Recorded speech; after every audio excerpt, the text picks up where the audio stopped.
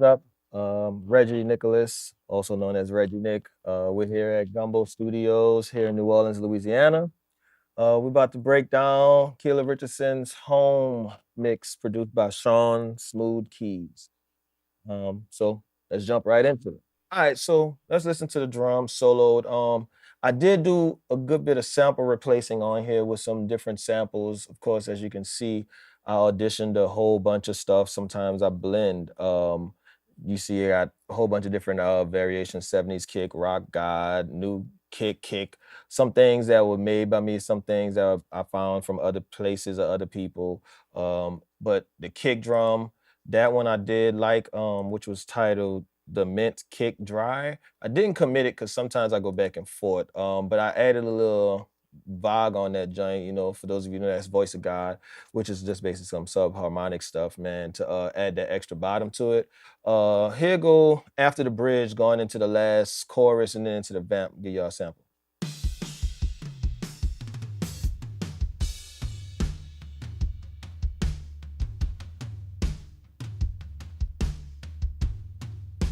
So one thing I do like to try to make sure I attack with the samples is I always try to make sure that if I do replace it, it's gotta be in the same vein, usually tuning and stuff as well, but honestly giving me what I was lacking if I couldn't make it up in a plugin or in a piece of hardware. So we got this stuff. Of course, no sample replacing on the actual cymbals or anything of that nature. But let's talk about the toms. So the way I treat my toms, I usually group my toms. As you can see on this one, I actually didn't even clean it up um, like I would normally do because he wasn't as busy and he had a lot more control. That top one was a committed tom, the first rack tom. The rest of them wasn't really cleaned up and stuff like that, although I am using a little bit of trigger. I do like the vibe that Chris Lord Algae, I think that they honed in on some stuff. From time to time, I'll throw this on my toms bus. It's not always on the tom setting, actually. Sometimes I actually use it on the kick setting. It's very weird, but it does something to it that adds a little bit of, like body to the drums. A lot of people really be thinking that this compressor on here is just a straight up compressor, but it really does some parallel magic. So that helps bring some of that body out the toms. What's next on here? New joint that I've been really, really dealing and liking and actually digging into, which is emulation of a 1073 by Blackbird. The Blackbird console by Kit Plugins, I'm sorry. I use this a lot now for the saturation, for the harmonics really that it introduces into it. Matter of fact, let me see if I can find a section in solo just those times. So, you probably be able to hear this right quick, what is happening on here, what it does. I'll bypass it and then put it back in. Let's find a little section that we can loop right quick for times. So let's take this. All right. So, but putting it in, it just adds a little bit more body and that harmonic information to it, you know what I'm saying? And I did boost up a little bit on the top, bring a little top in there as well. Let's see what else I threw on the toms. Let's see, probably just a regular Pro Q. Yep, normal stuff, just to tame it a little bit more. I didn't really do no side chain and no extra like stuff on there. Cymbals, I always do my metals usually together as well, which this one the recording it was clean as far as overheads and hi-hats. So all I did was just like some bus EQing and stuff to it, which I usually go to with the Mac DSP, which I really like. This version, I think the latest version, whatever it is. Nothing really heavy. Because of this record, I wanted way more of the body to not be in the overheads or the snare and of the toms and stuff. I rolled off some of that low end and put a little bit more brightness on it. Let's see, and after that, probably some more. Oh, Shadow Hills, yo. Shadow Hills. It's just kind of close to the setting I normally used at this other studio that I used to work out of. It was just like my go-to compression for overheads. All of that stuff is sent down to my drum bus. which has some glue on it, the bus compressor from the SSL. I usually go between the bus compressor and, oh, that's Pro Limited, it came from the producer itself and not being used. But I don't really hit the drum bus as hard sometimes, but this record, I think I actually kind of, yeah, just kissing the needle. Kissing that needle, you know what I'm saying? With a slow attack, very minimal gain makeup. Auto release on this record, and the ratio was 3-to-1 versus my normal like 2-to-1, and I got the side chain at about 100 and full wet on this one. Let's see what else I have on here. Spiff. If you don't know about Spiff, secret weapon, yo. Like, just look into it. I don't want to get into it. It's magic, all right? And then for this record, I went ahead and put a limiter on here. I don't normally put a limiter on drums. This record called for some reason it worked. You know, sometimes you got to push that that envelope. And then from there, we wanted it to feel bigger, of course. So I have a few plug-in options that I like to dive into. The main one I actually used was this company 7 Heaven Professional, which is basically like a Percussion emulation. So I used the room. It's called the Fat Chamber. It really sounds pretty much exactly like the unit when I used to use the hardware. It's really good. So I'm gonna play this. Let me put the drums in solo again for you. Play a little bit with it on, and then I'll take it off.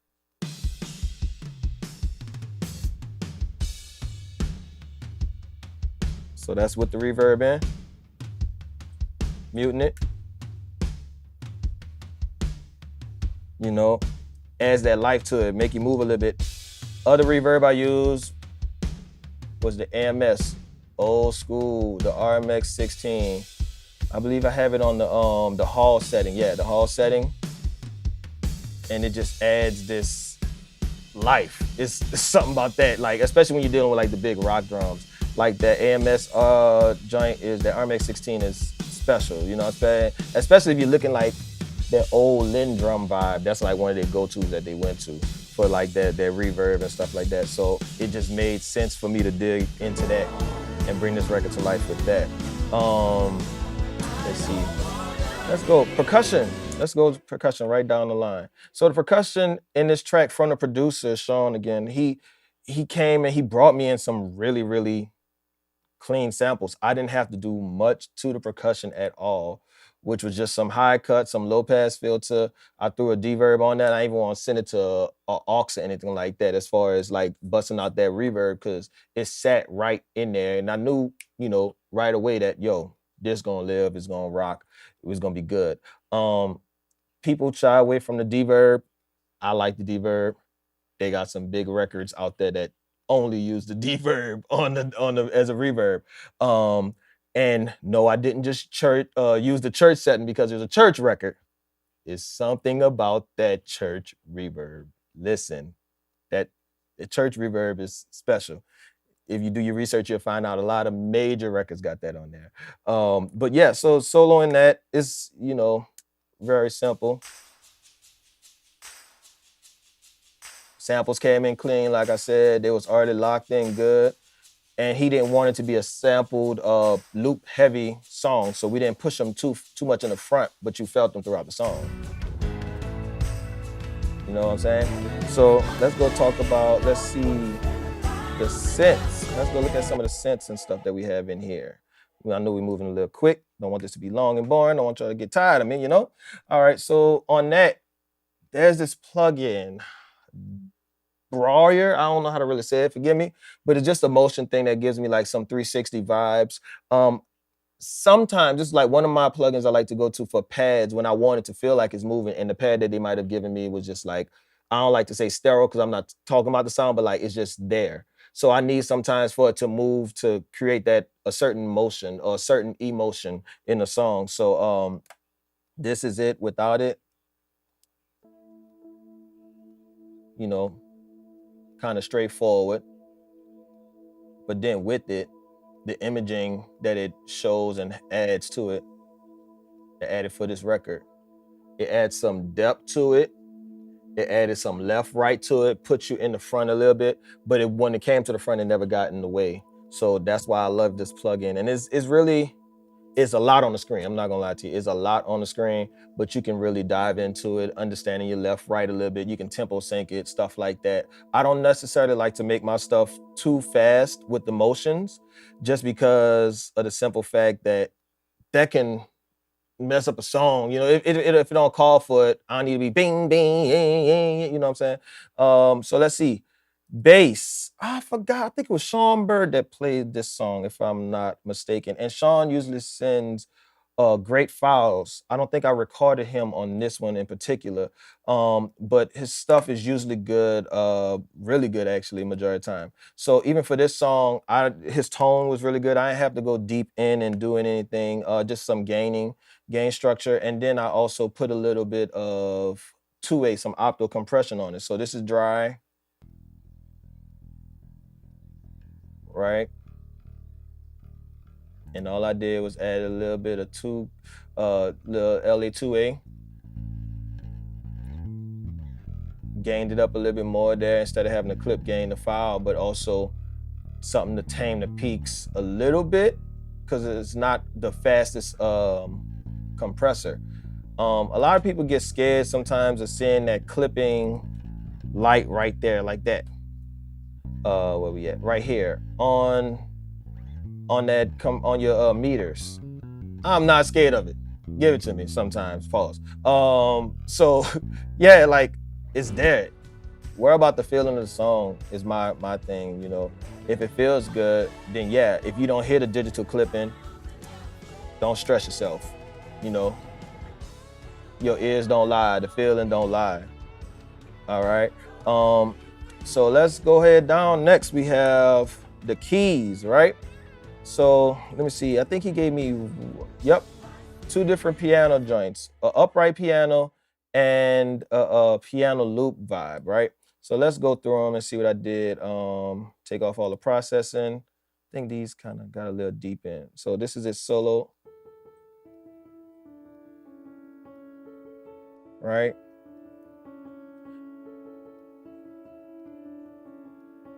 So that's one of them, just that loop.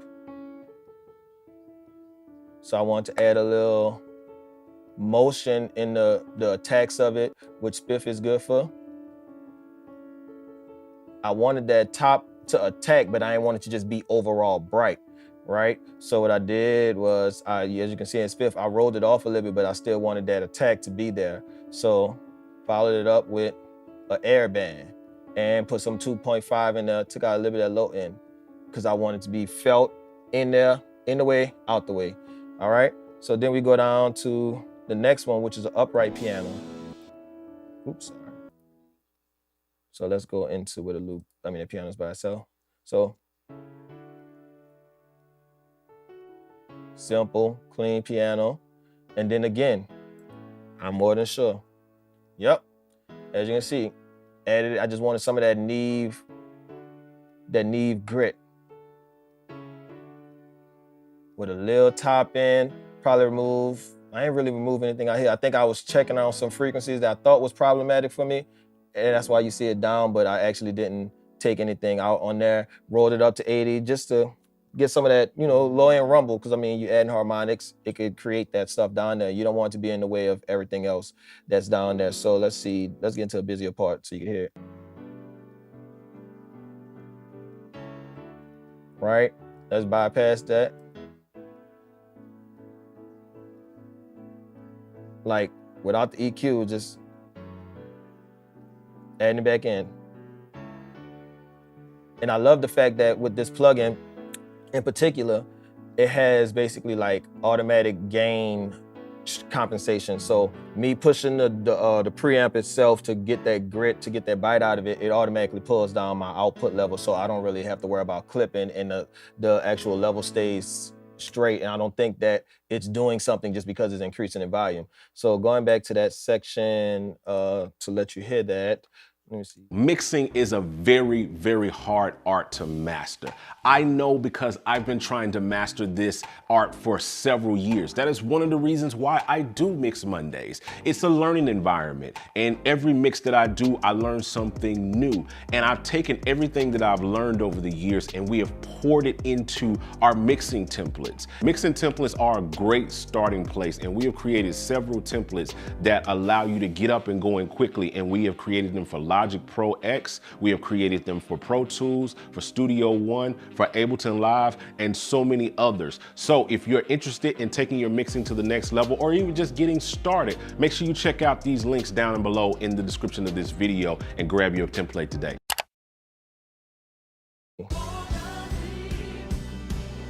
So in context,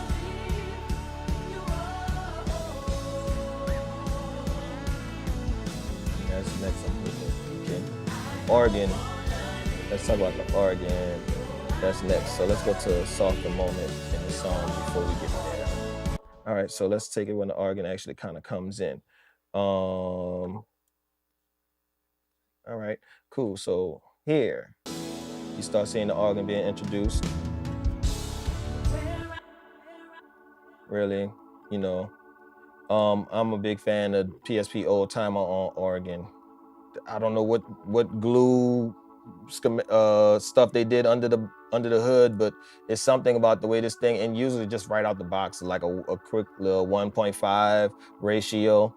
It just does something for the song, and usually I follow it up with the pull tech on organ, especially sometimes if you get the in the box organs, disc tube emulation, the harmonics with that, and then like, you know, sometimes even doing the they call it like the kick, they call it the kick, the old school kick processing through this.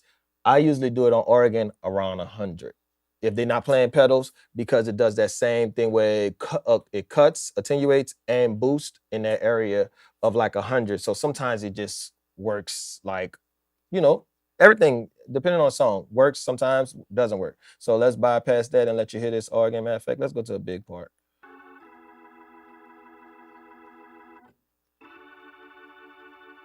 Right? So let's put it in. Yo, I'm a clown, I'm sorry. So as you can hear, it adds a little bit more body. I brightened it up a little bit in the 8K area, you know what I'm saying? And not, you know, I attenuated, but like the attenuation knob at the top is set at 20 hertz, kilohertz, I'm sorry, and I attenuated it. The roll off is not heavy, so it's, you know, it's not doing as much as you think, seeing that it's at 5 and is out of 10. Right? So next down we have, I know we ain't really got time for like automation and stuff, and I can't remember off the top of my head all the automation I did on this one.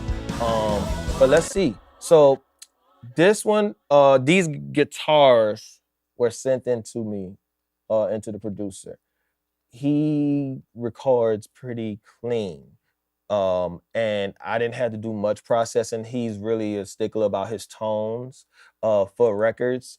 We've done a record and got to the finishing line, and he was like, oh, nope, I'm redoing all my guitars because I feel a different vibe or different whatever sometimes. So he sends, and Sean is a very, very guitar heavy producer, right? So he loves guitars. He, you know, he wants the guitars in there. So we had acoustic guitar, which basically for majority of these, I went with like the 1176 on there, and with a little bit of EQing for the acoustic, just to get some of those problematic frequencies out the way. I wanted all of the body to stick out of that acoustic guitar. So as you can see, it's still on a 4-to-1. The release isn't the slowest, it isn't the fastest. The attack is kind of fast because I want the transient to come out, you know what I'm saying? But I still want that body to be delivered through that joint. So that's the acoustic. Like I said, not much EQing, but a little problematic stuff. And honestly, the rest of his stuff on guitars were just like pretty straightforward and clean. So it's nothing but compression really on there just to tame it, like heavy stuff. heavy compression, as you can see. 8-to-1, heavy compression. I wanted to hear all of the 1176 in this joint. You know what I'm saying? Let's see. Let's solo one of them so you can hear. Let's take in the power guitar. So it wasn't bad, but with that compression, it also did. I hate to say EQing, but if you listen to it, it give me like the meaty middle part of the. This is a session. But yeah, it gives me a lot of that mid-tone that I'm looking for. You know, that grind. So back in the song, let's see. That's pretty much it for instrumentation. Now let's talk about the BGVs, the BVs. Sorry. As we recorded them, 3 great singers. Of course, how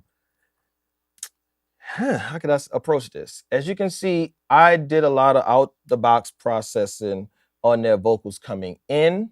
So if you look on here, it's mainly gain staging because a lot of the EQing and compression was handled before getting in. And sometimes in the event of like we're recording choirs or even background vocalists, the benefit of having a console is sometimes in sections I will ride the faders, like basically like automation, knowing the song and knowing what they're doing dynamically. Sometimes not. So for this one, because they work together so much and so often, they have a nice blend already and they kind of know where they're at in the song and they feel the song together and know dynamically where they need to be. So for the most part, I'm great with those cats. Let's go with looking at what I did for the bus compression and then we look at effects and stuff as well for them. So shout out to Goshen. It's a little text thread homies and stuff, but they actually put me on this plugin that I was not aware of, and I'm not gonna lie, since I've heard about it and opened it up and started digging into that plugin, haven't really looked back, right? And it's a compressor. It's actually like a mastering compressor, is what it's labeled as, but we use it for all kind of other stuff. All right, so I want to tame them still,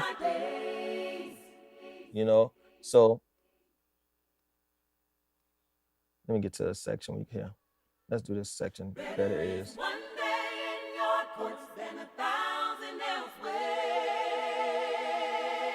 Right? So let's just stick to that. No, let's go to a better section. You where I want to be. Let's do that loop. Let's see. I don't wanna leave. No, let's do it. All right, here we go. So my spirit is at peace. No compression. All right, add compressor in. My spirit is at peace as my heart leads me straight to you. Right? Add some more saturation. Not really much saturation on this one. Okay, maybe I was wrong. But as you can see, I did add a little bit more of 220. I subtracted a little bit like 2.7-ish, but I added 10K. And even at 180, I pulled some out pause on there. And 150 rolled off, although you had that tenor in there. That Unison compressor actually brought some more life back into that low end. So even have a roll off at 12. It's kind of like a thing I like to actually do somehow for some reason, like roll off and attenuate and actually boost in that same area. So that then that's next we have 2A opto compressor just to catch certain parts. As you can see, it's not really doing much. And then the color it gives sometimes is amazing. Like you got really listen detailed to hear what it's doing. All right. Then de-esser 902 is really old school, but does the job. All right. And then good old tape saturation. Let's add that in. So that'll explain why I didn't do it on the actual the kit plugin, that 73 plugin, because I went ahead and added it here with this joint. a little jazz warmth. I tried, sometimes I demo out some of the presets in there. And if you like it, I like it. Sometimes I modify it, sometimes I don't. You don't always have to. It's not like the preset police gonna kill you, but this is not a jazz song. Jazz warmth work for it. All right. All right. Now let's go to the final side of it. All right. Matter of fact, let's look at some of my processing right quick. On the vocals, I have about 6 options of colors. Well, nope, let's make that 5. That's still in there. But for the reverb, I'm 7 Heaven, great. It's a hall, love it. Delay, H delay, which is just, the standard go-to. Don't always use it. Let's see, chamber is a 7 Heaven, which is the East Church, tongue twister, wow. Spaces vibe. It's really nice, cool. And then vocal delay, crystallizer, right? Oh, skip one. The 140 plate. Beautiful, beautiful, beautiful, beautiful. That's all I can say. So, yep, that's my vocal processing. I'm excited to reveal something game-changing for us and for you as producers and musicians. I want to introduce to you Peculiar Sounds version 2. We've introduced standalone mode, allowing you to use it independently from any DAW. You can now blend up to 2 sounds to create rich and complex textures. We added in 2 brand new effects, the Lo-Fizer and the Mod Filter. The Lo-Fizer gives you instant lo-fi vibes with just a button, while the Mod Filter adds dynamic movement and flow to any sound you apply to. And we also added the innovative new MIDI browser that provides you with hundreds of chord progressions, melodies, and drum loop MIDI files that you can drag straight into your DAW. And as a bonus, V2 now includes Sounds Off the Block expansion for totally free, bringing the total to over 400 patches. So as you can see, Peculiar Sounds V2 is not just an update, it's a revolutionary new plugin. So make sure you check the website right now and you can get your hands on this game-changing plugin. All right, so here we go. Let's talk about this lead vocal. All right. I'm more of a Melodyne cat, right? Melodyne is more of my thing, especially with the gospel side of things. It's just more natural for most records, and most artists don't want to hear that stuff on their gospel records. So I'm more of a but I also sometimes use the auto-tune for a guide, right? I don't use it in a generic way. Most people set the scale. Nope, give me advanced, and I could do whatever I need to do, even with automation and stuff like that. So it's a taste of auto-tune, as you can see on here, not too heavy, just on this intro part. The reason why this is not printed or already down printed is because towards the like final, the lead singer wanted to come in and just recut or revisit that first part. So we would in and back and forth with different parts. So that's why I didn't print whatever decisions we made on there. Because this one is treated as one full lead. I know it looks like 2 different lead tracks. I don't do the real processing on the actual track itself. Sorry, I know that was looking weird for y'all. I don't do the processing like EQing and compression on there unless it's needed, unless I'm in a different studio or some in a different mic, whatever, and I need to treat it differently. So I usually just treat this main lead vocal out that I have set up as the one that controls it all. So let's dig into what I did before we even listen to it. Correction, some found problematic frequencies. There's some ducking on some of those things, like multi-band compression kind of vibe, even some expansion. All right, on the lead vocal. I don't like to always say frequencies because every song varies, every vocalist varies. So it's just hard to like just throw out frequencies. I could say like 2.5 is gonna be a problematic one that's the most common, or 200, but it don't always be that. Your chain could be sweet enough to where that's not a problematic frequency. So I don't like to really necessarily call out what I did, because some people take that as like the template, the go-to. So but you can look, you can see, take from it what you will. Then compression. People go back and forth with the whole debate about EQing before compression or EQing after compression. It just depends on your workflow and the source itself. Stop getting stuck on what somebody said, looking and evaluate the source. Use your ears. Some compressors add color, some compressors add EQ, add harmonics. So you might not want to do it before, you might want to do it after. So it's just really that getting in, learning it, learning your plugins, learning your outboard gear, whatever it may be, finding out what it do to know what you want to do if you need to put it before or after. On here is a 4-to-1 as the first compressor on here. I actually don't think I did much compressing on here because again, I did record this, and I believe her vocal chain for this was I had a 47 going a U40. I think no, this one I actually used the newer one, but it is a 47 emulation. I can't think of the company name right now. Um, but it's a 47. No, it's not warm. I can't think of the name right now. Yeah, yeah, it's a 47 clone that I use on vocals. And I ran that one into not the 1073. I didn't want it to break up as much. I ran it into the Rupert Neve Designs 511, and I did use some of the red silk on it. I didn't use a whole bunch. So if you're looking at it as a clock, it's probably like 1 o'clock, like 1 to 2 area. Did do a roll off on it, and I did trim it a little bit because she had some power points in here.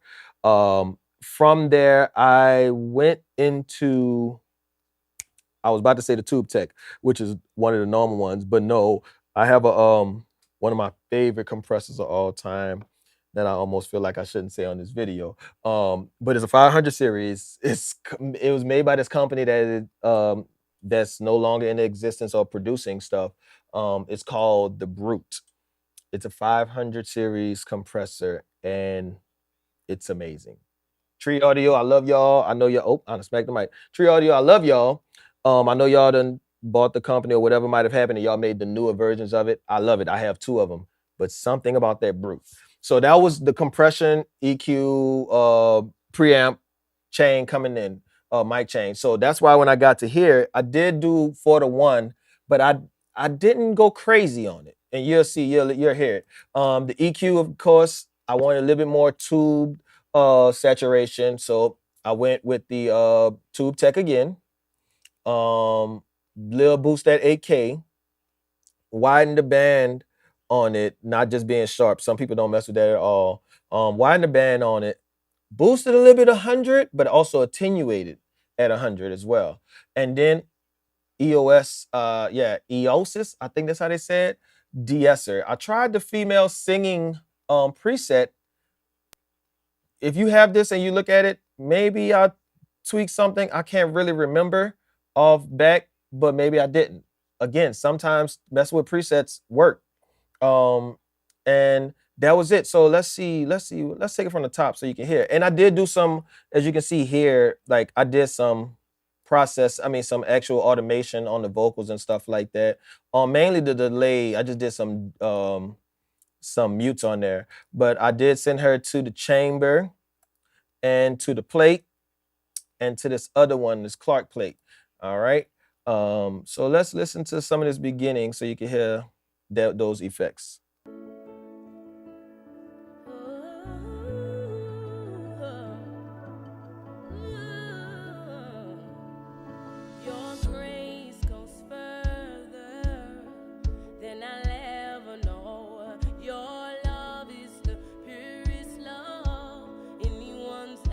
Barely hitting it. Your embrace is what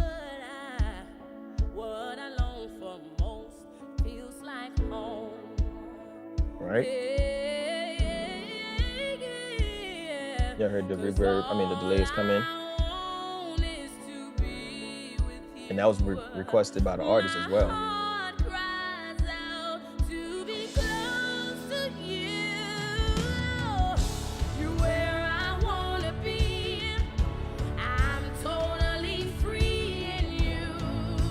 Right? Still not really.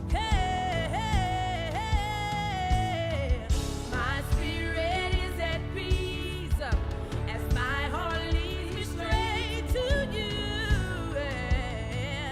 Yeah. So one other thing I want to point out, I know oftentimes as engineers, we just automatically think that we should just deep breath everything.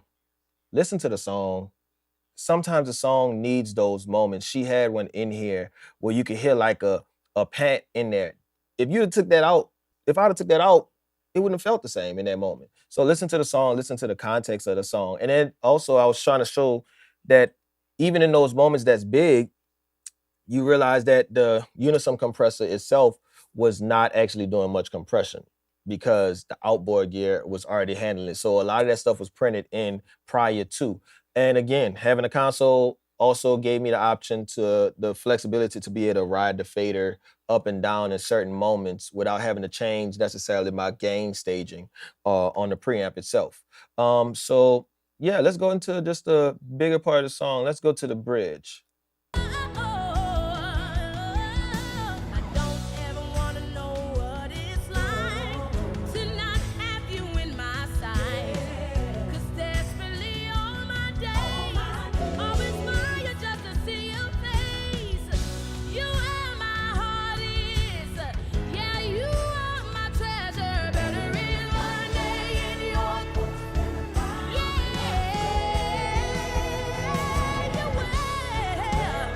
See, barely hitting the compressor.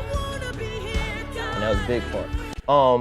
So another thing, as I would say, a tip for most engineers, especially those of us that's getting into a lot of different preamps and different microphones, there's a comment section in Pro Tools or whatever DAW product that you have. Or if not, just I cleared a lot of stuff out of here. I always clean my sections up before the mixing portion. But please, because situations like this where the artist came back and wanted to revisit something, I'd have had to sit down and try to think of the exact vocal chain to make it match. But thanks be to the Most High that I had it written down and I had it in my comments. Okay, this is where it's at. It's like taking those notes are very valuable, even knowing where your preamp was set at, your compressor was set at. Sometimes I even take pictures if it get too complex and I have to move too fast. So that's the lead vocal. Let's go to my mix bus. Let's start activating it. That was all of it without my mix bus, anything on there. When you got one of those modes where I don't know what to do, I'm stuck. You're right. All I do is listen to something like that, and it's like, okay, now Now I whoa. got something. Exactly. I have like every single plugin. But some plugins you be spending like hours just trying to find that one sound. You took the time to really curate and find like a group of like sounds that's really usable, that get straight to the point. You're giving them enough to get started so they can walk into a room with someone and be like, all right, man, what am I missing? I love the plug-in, man. I think it's incredible. I think people are gonna be like, wow. I mean, you got the sounds, people looking for sounds like that. Look, now they just get the plug-in. You know what I mean? So you literally can just cook a complete record like just from this plugin. And for me, it's like not about a whole bunch of sounds, it's about production. He gonna come out the gate sounding legit. Yeah. Out the gate sounding legit because of something like this. So I'm telling everybody, man, get the juice pack. It's the truth, bro. I got to have it. It's fire. It's definitely juice. D-Lo got the juice.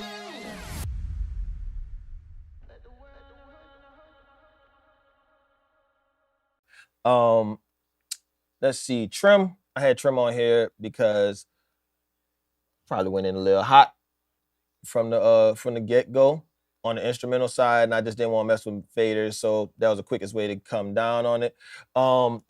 There's this plugin here called the Culture Vulture, right? Secret hidden gem. Used to hear about it a lot on the rock side and stuff like that. It's really like harmonic-y, distortion vibes, right? But if you kiss it right, you know what that means.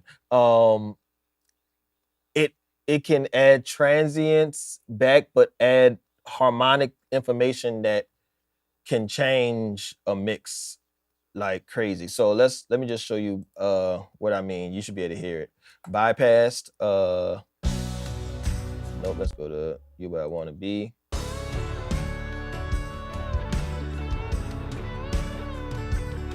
Right? And this is just the music mix. Now I'm about to activate it. The weight. Here you go.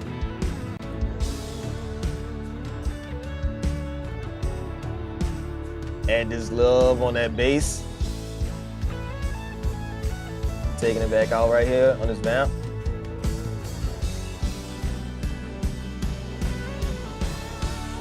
Putting it in right here.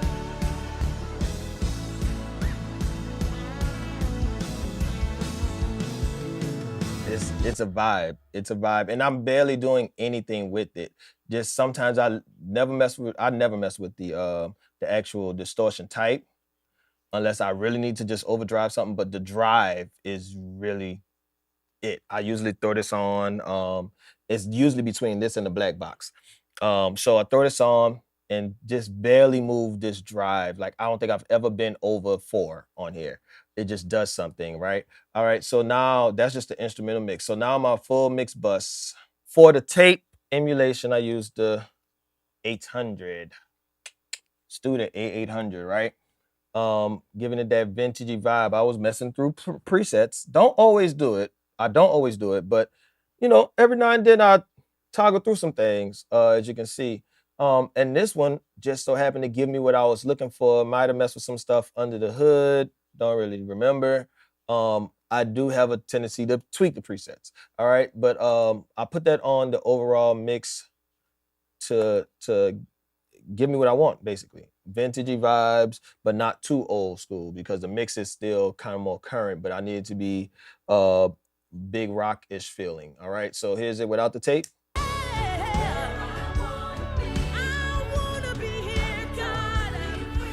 Culture Vulture does something beautiful to that snare too. All right, so same section with the Studer on.